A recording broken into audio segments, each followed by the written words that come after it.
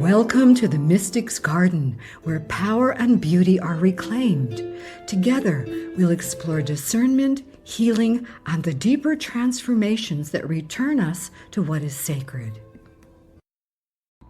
I'm Ellen Laura, and we're here together during this auspicious time. By now, I feel that I know so many of you, and I'm honored that you're here with me. This new moon arrives with a solar eclipse, and if you want to know what every planet, degree, house, node, and cosmic configuration means, well, the internet is already overflowing with explanations. So with us today, I'd like to go somewhere else. For me, this eclipse asks a powerful question. What are you ready to let go of, and what is still alive enough to nurture?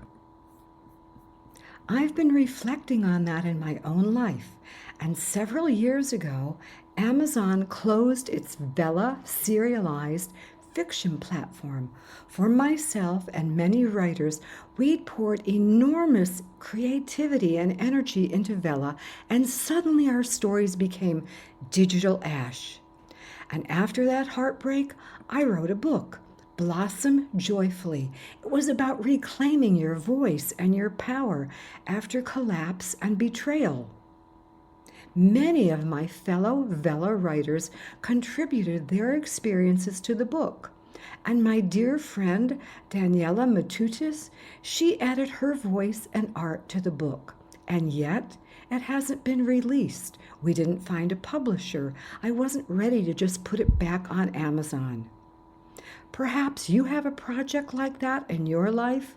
It's wondering and waiting, but the fragrance still speaks to you.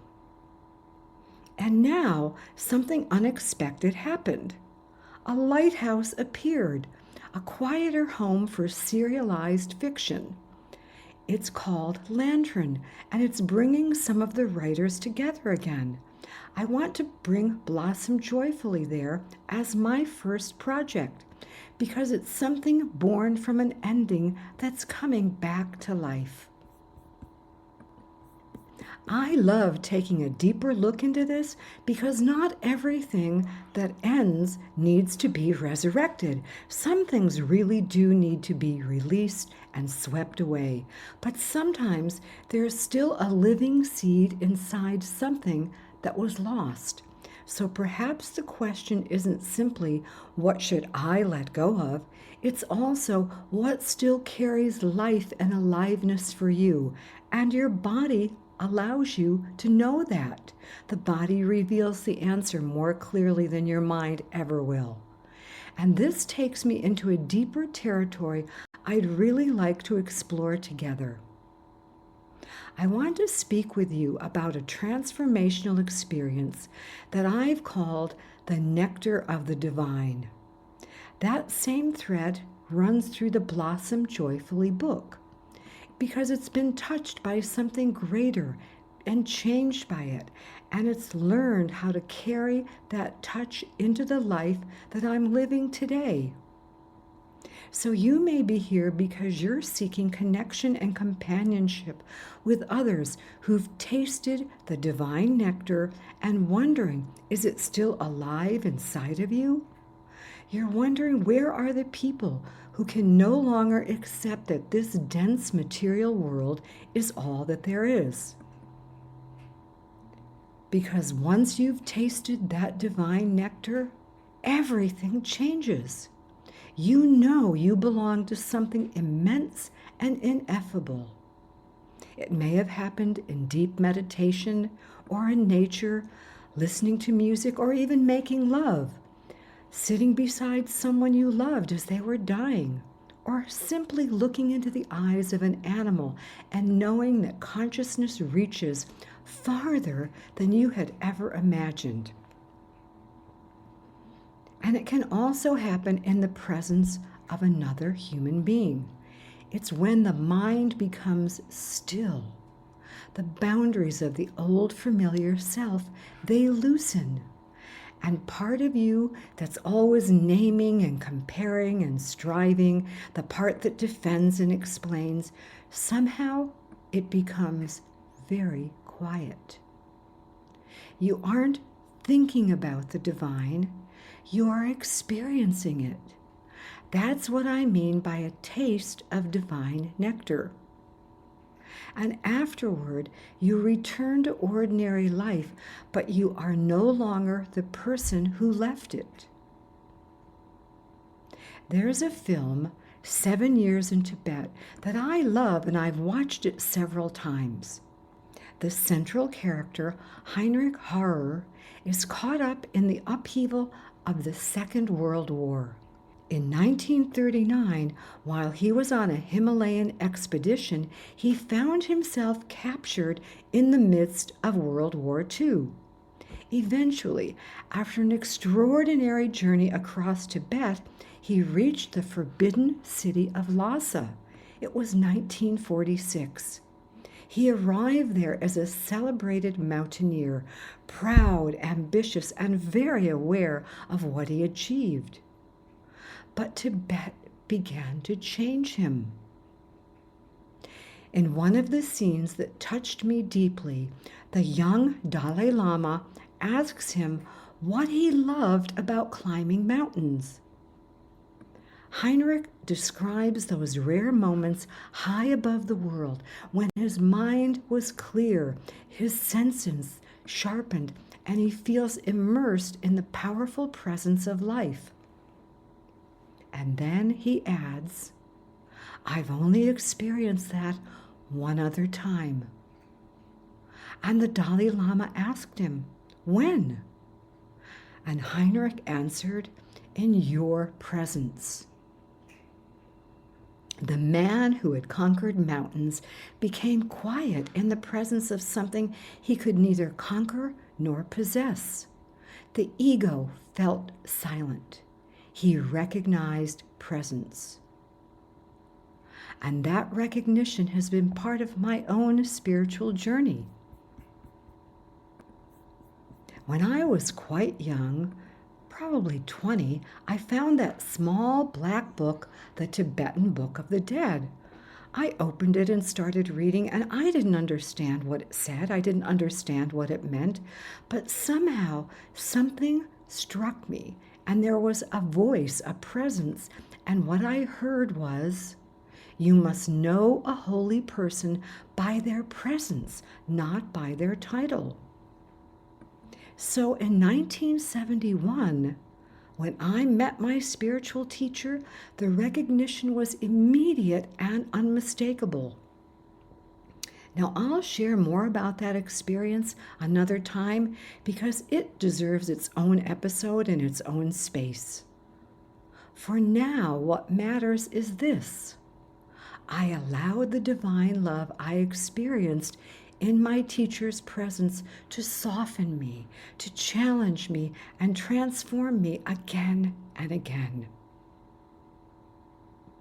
That recognition is profoundly individual.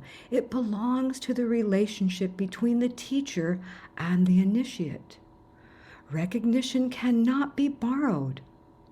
And this is where discernment and discipline become essential. The danger begins when you try to convince yourself that you should recognize someone because they have a title, they have a reputation, and they have the praise of thousands of followers, or because another person has described an extraordinary experience with them. But someone else's revelation, it's not yours. When the recognition is yours, you will know it from deep within. Having tasted divine nectar is still no guarantee that a person will go on to live a saintly life or even live with integrity. A profound experience may quiet the ego and even dissolve it for a time, but without continuing discernment, discipline, and loving kindness, those old patterns, they can return. The ego is remarkably willing to reclaim the crown. So how do you bring the experience into the life that you're actually living now? If you're like me, you still have bills to pay. Your body's changing, maybe aging, or someone you love needs you. People have disappointed you, and war is waging when you'd hoped for peace. And yet, something in you remembers. The phrase that keeps coming to me is this: one hand touches eternity, and the other washes the cup. The spiritual life isn't about leaving this world behind. It's about bringing what you have touched from the divine back into the world. And it's not easy to do this alone. Having spiritual friends to remind you of the divine presence is important. For me, one of those people is my dear friend, Brian Kimmel. And there's another connection here. Brian is one of the people who shared his story in the Blossom book. So he's been traveling along beside me as we find our way forward and hold on to what is worth preserving. Brian had joined me on an earlier episode of this podcast, and some of you may remember him. His spiritual teacher was the beloved Buddhist Thich Nhat Hanh. Brian knew what it was to recognize something in the presence of a teacher. Heinrich Harrer recognized the Dalai Lama. Brian Kimmel recognized Thich Nhat Hanh. And I recognized my spiritual teacher. Different people, different traditions, different paths, and yet the nectar is recognizable. Rumi said, same wine, different bottle. So when I listened again to my conversation with Brian, I knew I wanted to share it with you because he's talking about opening to presence with loving kindness. And he offers a practice that takes all of this out of spiritual theory and brings it into the body, the breath, and into this moment. So, rather than tell you more about it, I want you to hear Brian.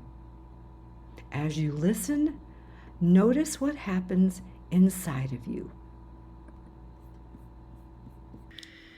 My name is Brian Kimmel, and I'm here. Thank you for inviting me here, Ellen. I would like to start with a song. Some people often ask me, how do you chant or how do you bring music into your spiritual practice? For me, it begins really with that internal voice. I take a moment to check in with myself, to really bring the attention more inward, maybe close my eyes, and definitely have a kind of posture that allows me to settle, allows me to connect with the earth and the element of earth inside me, but also the element of earth. Maybe I'm barefoot and have my feet on the floor, can feel the floor, the earth beneath me. And maybe my attention goes to the breath, to the exhale. Maybe it's the end of a day or the beginning of a day or somewhere in the midday. And I just release with the exhale. And I know as I breathe out, the earth is breathing out with me. And I allow the inhalation just to come naturally. I don't have to work at breathing in or breathing out. Focus on the release of the exhalation, and then notice the natural inhalation as it arises.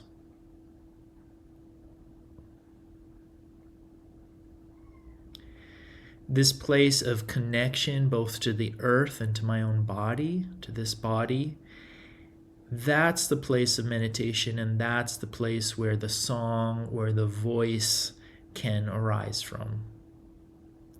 Some people say that is the ground of our being, our presence in this moment, this presencing moment.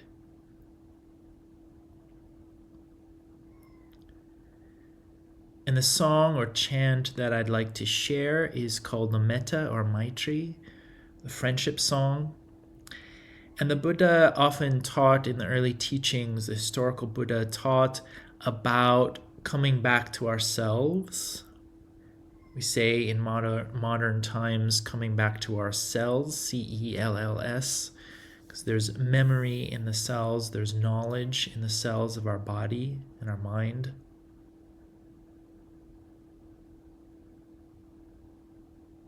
The first is a wish, may I be filled with loving kindness. May I be filled with loving kindness. Just this friendly attitude toward oneself, which includes all of the elements that are supporting us in this moment, including the earth, the sky, the many beings, the songs, the singing of the birds.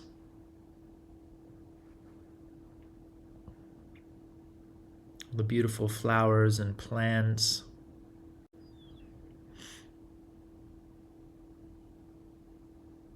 May I be well. May I be healthy. So wishing ourselves well and happiness, tapping into all of this wealth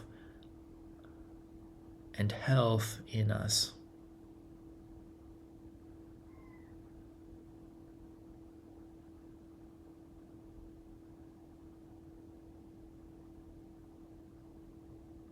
May I be peaceful and at ease. This wish, which I call the fifth posture of mindfulness, we have standing, we have sitting, we have reclining, we have walking and all its variations, but then we have the fifth is ease, is that everything we experience, we don't have to bring it tension to it. Tension. We release the tension and the exhalation. We allow the inhalation to arise naturally. We allow ourselves to feel this natural ease in this moment. Not needing to strive, not needing to effort. And in fact, when we take a posture that is supportive to us, the musculature, the spine, the bones, all the systems of the body naturally support us in this posture so that there doesn't need to be effort to stand, sit, recline, or walk. Having ease, the peace that comes from ease and the joy of this experience, the joy in the body, the joy in the mind.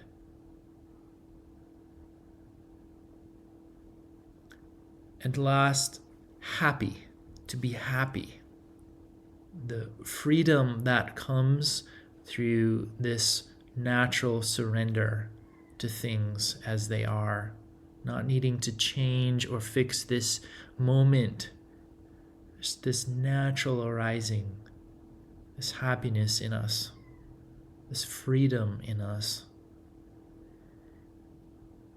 In the Buddha's teaching, happiness is freedom. That we can experience and feel and go through the horrors of the world and at the same time feel this natural glow, this natural essence, this happiness. May I be filled with loving kindness. May I be well.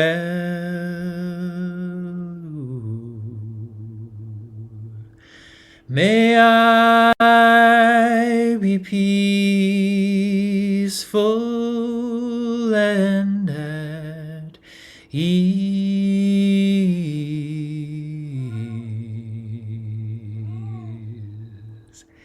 May I be happy again. May I be filled with loving kindness. May I.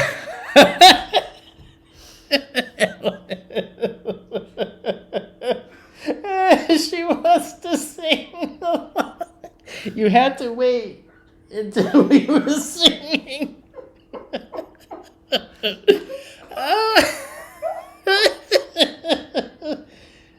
It's perfect. She's like, I'll be the chorus. I'm the chorus line. She says he's teaching She's singing with you, Brian. I know. Let's try it again. Here we go. Yeah, I can. She said, okay, we have a chorus member with us. If the birds can do it, I can too. I'm going to be singing. Where'd she go? Where's she? Okay. Come over here, hurry up. All right. You don't have. She can sing. Let her sing. It starts again. May I be filled with loving kindness. May I be well.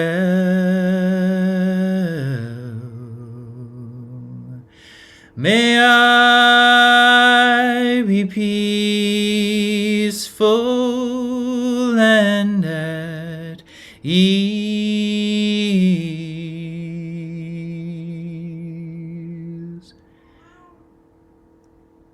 May I be happy.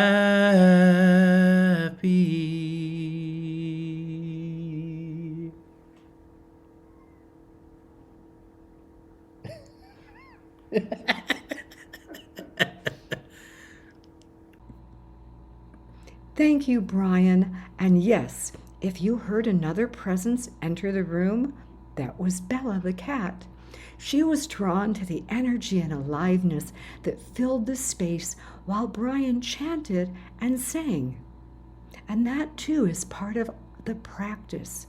If the light and sound of the divine can only be experienced when everything is perfectly quiet and nobody needs anything from you, and the cat has agreed to remain respectfully off stage, well, then it won't carry you very far into ordinary life where it is really needed. So the cat walks in, someone calls, your body aches, dinner still needs to be made. That's where the presence lives. One hand touching eternity, the other washing the cup. That image feels so perfect for an eclipse because for a while the familiar light disappears, but the light itself hasn't gone anywhere. Yes, light can be obscured without being extinguished. And there may be times when the divine feels unmistakably close, and yet other times when you can barely remember what that connection was. Sometimes spiritual maturity is remembering what you knew in the light while you're moving through the dark. And sometimes it helps to have someone, others beside you while you're remembering. I've spent much of my life sitting with people in those threshold moments, the places when something old is ending, something once that was certain no longer feels clear. But you cannot yet see what's ahead. My role isn't to tell you who you should become. My role is to listen deeply, notice what may be hidden behind the noise, and help create enough spaciousness for you to hear what is already emerging within you. So, if you're standing in one of those in between places and you would like that kind of companionship, you're welcome to reach out to me. And as the new moon and the eclipse arrive in the days that follow, I'll leave you with this. Listen for what is still alive and carries the frequency of divine love. If you know someone who would benefit from listening to this transmission and joining us here in the Mystic's Garden, please share it with them. Thank you for listening and being present here. Until next time, protect what is precious in yourself, in each other, and in the world.